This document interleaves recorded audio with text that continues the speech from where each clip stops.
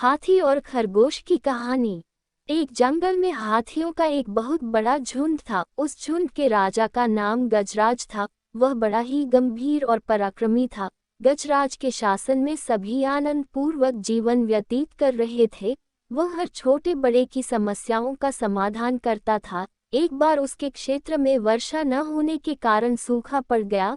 जंगल के सभी जानवर बहुत परेशान हो गए और पानी और खाने के लिए तरसने लगे। सभी हाथियों ने गजराज को कोई उपाय करने के लिए कहा, क्योंकि अब हाथियों के बच्चे भी बूंद बूंद पानी को तरसने लगे थे।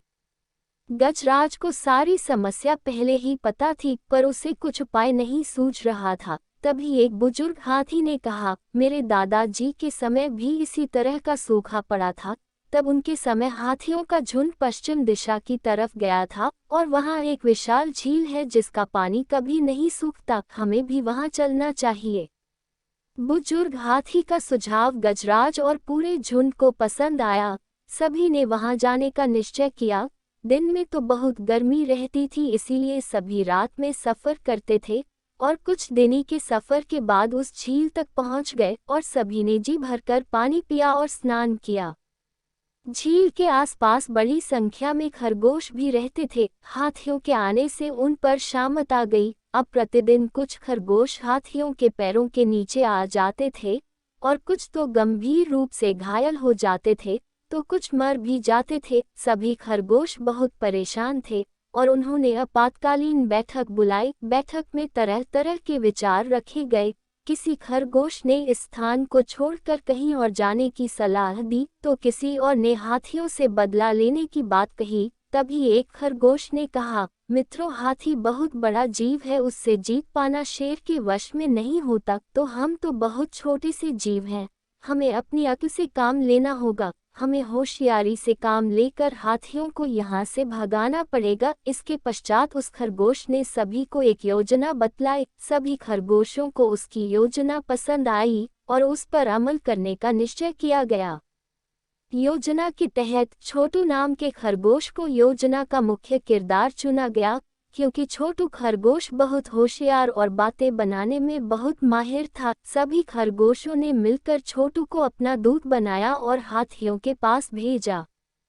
छोटू खरगोश एक ऊंचे टीले पर जाकर बैठ गया। इसी टीले के पास से हाथी पानी पीने जाते थे। जैसे ही हाथियों का झुंड टीले के पास से गुजरा तो छोटू बोला, ए गजराज, मेरा नाम छोटू है और मैं चंद्रदेव का दूत हूँ। चंद्रमा हमारे स्वामी हैं और मैं उनका संदेश लेकर आया हूँ।